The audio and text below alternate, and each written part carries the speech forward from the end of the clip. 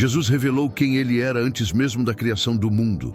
Entre os muitos mistérios que o Mestre compartilhou conosco, talvez o mais profundo seja o vislumbre que ele nos deu sobre os eventos que ocorreram na eternidade, antes que o tempo, o espaço e a matéria existissem. Essa revelação extraordinária não foi feita em um sermão público, mas em um dos momentos mais íntimos de sua jornada terrena. Fica comigo até o final, porque isso pode mudar a forma como você lida com as pessoas e vai te ajudar a fazer as melhores escolhas na sua vida. E para continuarmos essa jornada de crescimento juntos, inscreva-se no canal. Muito obrigado. Ela foi registrada no livro de João, no capítulo 17, e se apresenta na forma de uma oração. Mas esta não é uma oração qualquer.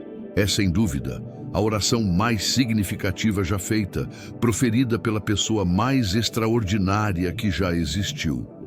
É uma conversa poderosa entre o Filho e o Pai. Ao lermos João 17, somos convidados a entrar em um lugar sagrado. É como se pudéssemos sentir as próprias batidas do coração de Jesus enquanto ele abre sua alma ao Pai, momentos antes de enfrentar a cruz. A Bíblia está repleta de orações grandiosas. Ficamos maravilhados com a sabedoria na oração de Salomão, com a fé na intercessão de Abraão e com a ousadia na petição de Moisés. Contudo, esta oração de Jesus transcende todas as outras. Ela é, de longe, a maior e mais reveladora registrada em toda a Escritura. É nela que Jesus fala abertamente sobre a glória e a majestade que ele compartilhava com Deus Pai, em uma era anterior à própria existência do nosso mundo.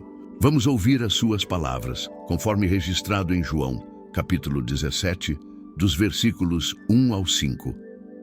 Depois de dizer isso, Jesus olhou para o céu e orou: Pai, chegou a hora. Glorifica o teu Filho, para que o teu Filho te glorifique. Pois lhe deste autoridade sobre toda a humanidade, para que conceda a vida eterna a todos os que lhe deste. E esta é a vida eterna, que te conheçam, o único Deus verdadeiro, e a Jesus Cristo, a quem enviaste. Eu te glorifiquei na terra, completando a obra que me deste para fazer. E agora, Pai, glorifica-me na tua presença com a glória que eu tinha contigo antes que o mundo existisse. Com a glória que eu tinha contigo antes que o mundo existisse. Pense na profundidade dessa frase. Antes da criação da terra, antes das estrelas serem acesas no firmamento, antes que qualquer anjo cantasse, já havia Deus. E Deus Pai compartilhava sua majestade e sua glória com Deus Filho. O livro de Gênesis nos narra inúmeros começos, o começo do universo, da vida, da humanidade. Mas o que fica claro é que Deus não tem um começo ali. Ele já está presente. A primeira frase da Bíblia, no princípio, criou Deus, já nos apresenta um ser preexistente e eterno, o agente da criação. Antes do nosso universo, tinha que haver algo ou alguém eterno, a causa não causada de tudo. E a Bíblia deixa claro, essa pessoa é Deus. As Escrituras nos mostram isso em vários versículos, ensinando que Deus é não criado e eterno em seu ser. Ele sempre existiu e sempre existirá. Um detalhe fascinante em Gênesis capítulo 1 é que a palavra hebraica usada para Deus não é o singular El, mas o plural Elohim. Gramaticalmente, Elohim significa deuses, 3 ou mais. No entanto, o verbo que a acompanha, criou Bará, está no singular. A primeira frase da Bíblia é, portanto, um substantivo plural com um verbo no singular.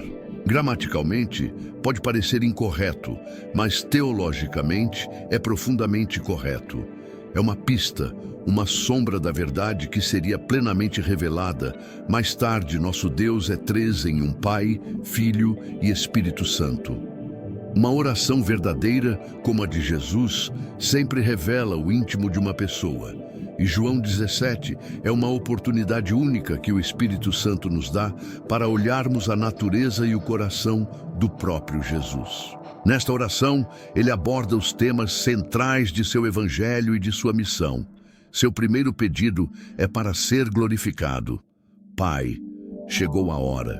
Glorifica o teu filho. Durante todo o seu ministério, Jesus dizia que a sua hora ainda não havia chegado. Agora, na véspera de sua crucificação, ele declara: a hora chegou. Ele ora primeiro por si mesmo, mas seu pedido está longe de ser egoísta. Sua preocupação consigo mesmo é, na verdade, uma preocupação pela glória do Pai. Ele entende que a glorificação do Filho resulta na glorificação do Pai, em uma dança divina de honra mútua. O Filho só pode glorificar plenamente o Pai na cruz. Se o Pai primeiro atender à oração do Filho, glorifica teu Filho. É importante entender que Jesus não esperou até o trabalho na cruz para começar a glorificar a Deus Pai. Toda a sua vida na terra foi um ato de glorificação. Desde o momento de sua circuncisão e dedicação no templo, passando por seus anos de obediência silenciosa como carpinteiro em Nazaré, até o início de seu ministério público, Jesus glorificou o Pai. Ele o glorificou por meio de sua fé inabalável, de sua obediência perfeita e de seu trabalho incansável.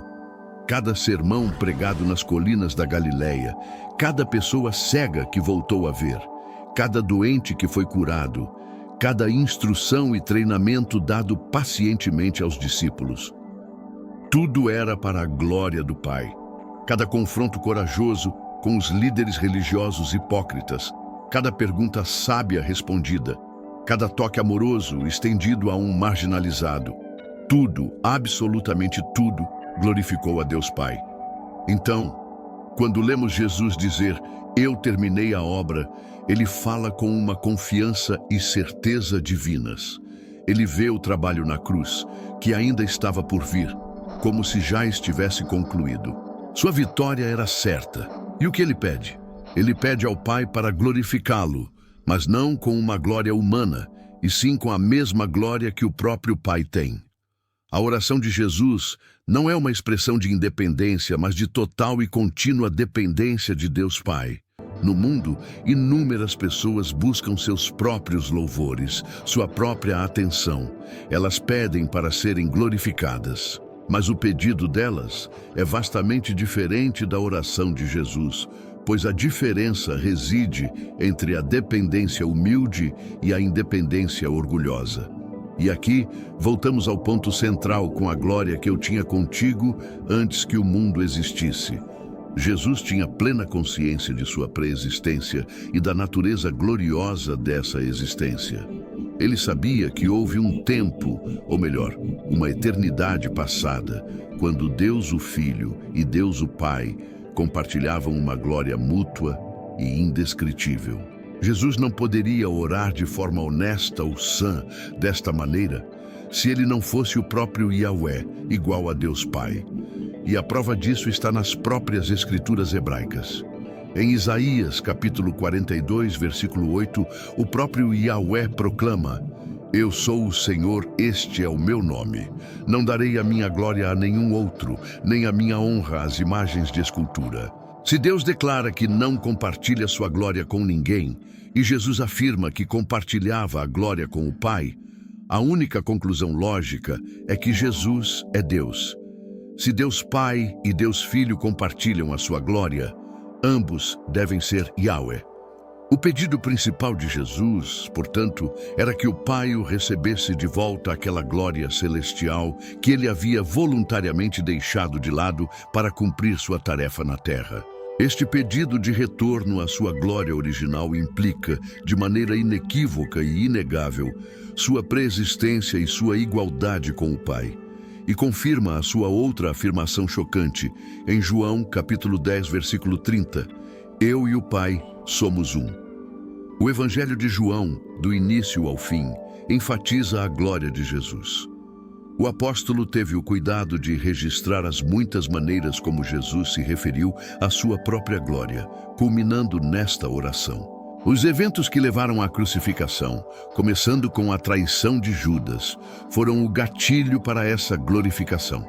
A frase agora, o Filho do Homem, é glorificado, refere-se à razão pela qual ele veio ao mundo, ele morreria, e então seria ressuscitado dos mortos, como sacrifício substitutivo por nossos pecados. O Filho glorificaria o Pai na cruz, e o Pai, por sua vez, glorificaria o Filho na ressurreição e ascensão. E o mais belo é que Jesus não ora apenas por si mesmo, ele ora por nós.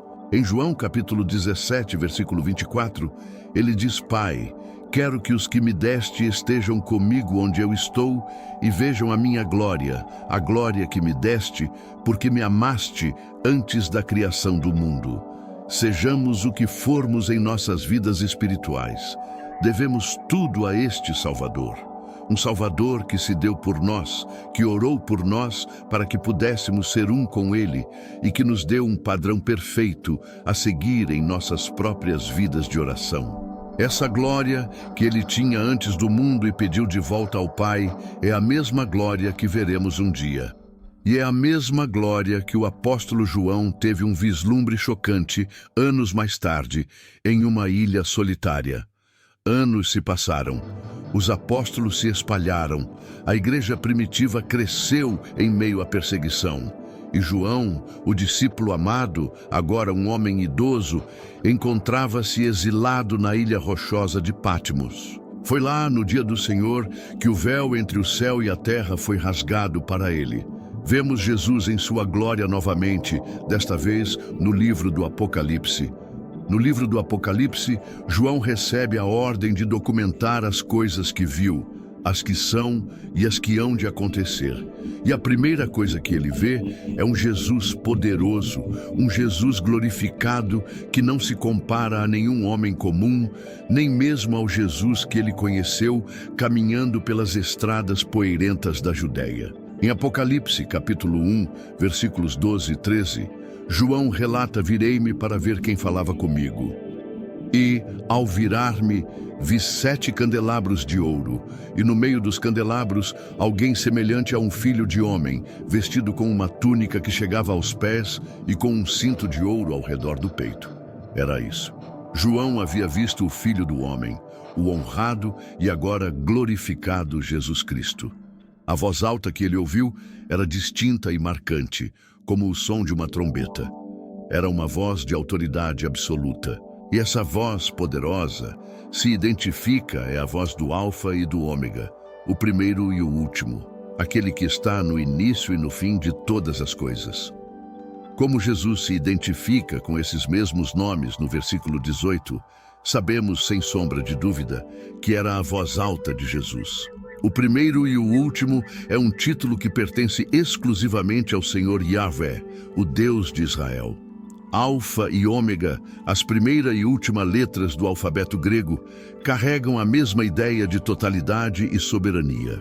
Este é um dos trechos mais claros do Novo Testamento, onde Jesus se declara Deus de forma inequívoca. Podemos apenas imaginar o que passou pela mente de João. O som daquela voz, poderosa como uma trombeta, provavelmente não combinava perfeitamente com a memória da voz de seu amigo e mestre. No entanto, ele tinha a certeza de que era Jesus por causa da auto-identificação da voz como o Alfa e o Ômega. Depois de passar tanto tempo com Jesus, de reclinar a cabeça em seu peito na última ceia, de testemunhar seus milagres e ouvir seus ensinamentos, João finalmente teve a oportunidade de encontrá-lo novamente, face a face, depois de todos esses anos. E a visão era avassaladora. A túnica longa e o cinto de ouro evocam imagens do sumo sacerdote do Antigo Testamento. Isso implica que Jesus não é apenas o sacrifício, mas também o sumo sacerdote eterno para o seu povo, aquele que intercede por nós. Assim, Jesus aparece não apenas como rei, mas também como sacerdote, uma combinação poderosa de ofícios. E a descrição continua, cada detalhe mais glorioso que o anterior.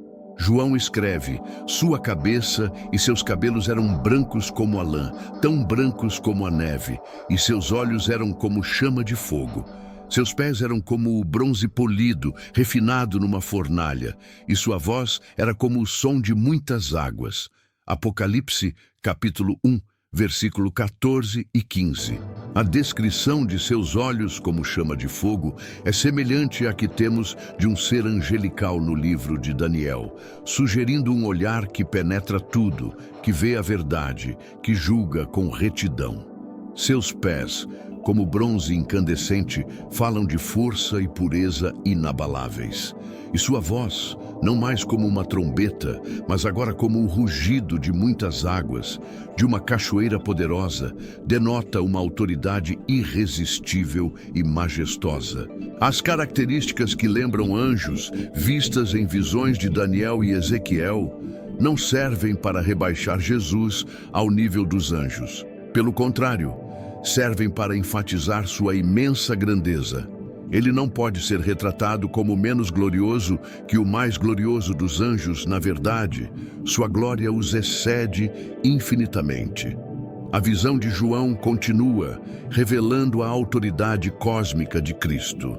Em Apocalipse 1, verso 16, na sua mão direita ele segurava 7 estrelas, e da sua boca saía uma espada afiada de 2 gumes. Sua face era como o sol, quando brilha em todo o seu esplendor. As 7 estrelas, como o próprio Jesus explica mais tarde, são os anjos, ou mensageiros, das 7 igrejas. Ele as segura em sua mão direita, um símbolo de poder, proteção e controle total. Da sua boca não saem apenas palavras, mas uma espada afiada de 2 gumes, a palavra de Deus, que é viva, eficaz e penetra para julgar os pensamentos e intenções do coração. E seu rosto, refletindo sua majestade e a glória divina, não é apenas brilhante, é como o sol do meio-dia em sua força total, impossível de se encarar diretamente. Diante de tal visão, qual foi a reação de João, o discípulo amado, o apóstolo que conhecia Jesus intimamente? Ele nos conta no versículo 17, quando o vi, caí a seus pés como morto. Então ele colocou sua mão direita sobre mim e disse, não tenha medo, eu sou o primeiro e o último. Mesmo os 3 anos que João viveu na terra com Jesus, não o prepararam adequadamente para este momento. Naquele instante, ao ver Jesus em sua majestade celestial, João percebeu, em uma escala cósmica, o poder divino e a glória que Jesus havia voluntariamente renunciado enquanto vivia na terra.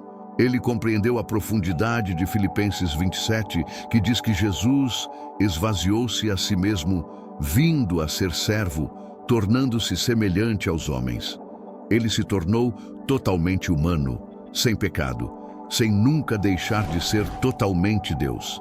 E naquele momento, João soube o quão milagroso foi Jesus ter ocultado essa glória e autoridade avassaladoras enquanto caminhava entre eles. E a declaração de Jesus continua, trazendo a essência do Evangelho.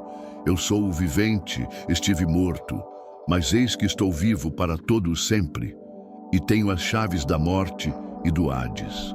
Apocalipse, capítulo 1, versículo 18. Ele é aquele que viveu, morreu e agora está vivo para sempre. Ele possui as credenciais da ressurreição. A vitória que Jesus conquistou sobre o pecado e a morte foi eterna e definitiva. Ele não ressuscitou apenas para morrer novamente. E a consequência dessa vitória é que ele, e somente ele, possui as chaves da morte e do Hades, o reino dos mortos. Qualquer crença de que o diabo tem a autoridade final sobre a vida e a morte é um engano. As chaves estão na mão do Rei ressurreto. A própria palavra Apocalipse, do grego Apocalipsis, significa uma revelação, um desvelamento. O livro não foi escrito para esconder, mas para revelar a verdade sobre Jesus Cristo. Ele é quem faz a revelação, e ele é o tema da revelação. Por que precisamos dessa revelação? Porque a grande falha de muitos é ver Cristo apenas como um personagem no papel, um personagem histórico admirável, que viveu há muito tempo, mas que está distante. O Apocalipse nos mostra que ele não é uma figura do passado, ele é uma realidade viva, presente e brilhante. Esta é a razão pela qual Deus escolheu revelar esta informação à humanidade para nos mostrar a verdade sobre seu Filho. Em conclusão, a visão de João revela a majestade e a glória transcendentes de Jesus Cristo. Não é um retrato comum, é a descrição extraordinária de um Salvador que possui as chaves da morte, cuja voz comanda o universo e cujo rosto brilha com a glória de Deus. A revelação de Jesus não é apenas uma previsão do futuro, mas um testemunho eterno de seu sacrifício redentor e de sua vitória esmagadora sobre a morte. Que essa visão profunda de Jesus nos inspire a vê-lo, não como uma figura histórica distante, mas como o Deus vivo, presente e eternamente glorioso.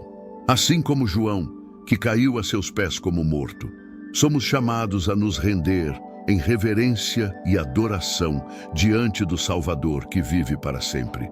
Que a verdade revelada neste texto ressoe em nossos corações, levando-nos a viver em resposta à glória do Senhor, que é digno de todo louvor, adoração e obediência, agora e para sempre. Se esta mensagem tocou seu coração e fortaleceu a sua fé, por favor, considere se inscrever no nosso canal e ativar o sininho de notificações. Assim, você não perderá nenhum de nossos estudos e reflexões que buscam trazer a luz da Palavra de Deus para o seu dia a dia. Gostaríamos muito de saber o que você achou. Deixe seu comentário abaixo. Qual parte desta revelação sobre a glória de Cristo mais te impressionou? Sua participação enriquece nossa comunidade e nos encoraja a continuar com esta missão. Agradecemos imensamente por você ter assistido até aqui. Que a graça do Senhor Jesus Cristo, o amor de Deus e a comunhão do Espírito Santo estejam com todos vocês.